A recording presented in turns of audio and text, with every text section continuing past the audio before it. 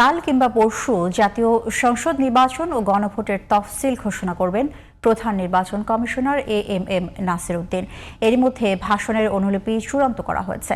এদিকে প্রধান বিচারপতির সাথে সাক্ষাৎ করে নির্বাহী ম্যাজিস্ট্রেটের দায়িত্ব পালনের জন্য ৩০০ জন বিচারক চেয়েছেন সিইসি।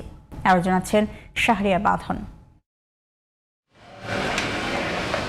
ত্রয়োদশ জাতীয় সংসদ নির্বাচন ও গণভোটের তফসিল ঘোষণার দ্বারপ্রান্তে নির্বাচন কমিশন। তফসিল ঘোষণার জন্য জাতির উদ্দেশ্যে প্রধান নির্বাচন কমিশনারের ভাষণের অনুলিপিও চূড়ান্ত করা হয়েছে।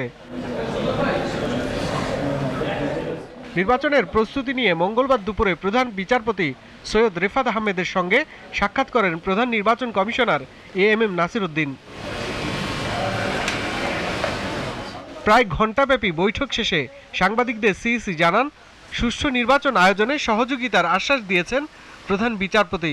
ইলেকট্রাল ইনকোয়ারি কমিটির যাতে ওনারা যেটা ডেপ্লয় করবেন আমাদের শিডিউল ঘোষণার সাথে সাথে এই কাজটা যাতে ত্বরান্বিত করেন উনি, সেটা ওনাকে একটু রিকোয়েস্ট করেছে। লোকজন দেওয়ার কথা আছে, ডেপ্লয়মেন্ট আছে, ওই ব্যাপারে বলতে ওনারা যথাযথ ব্যবস্থা নিচ্ছেন এবং নেবেন, কোনো অসুবিধা হবে না, এটা এনশিওর করেছেন।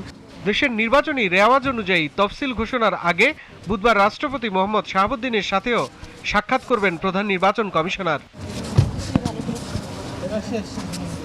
শাহরিয়ার বাঁধন, জিটিভি নিউজ, ঢাকা।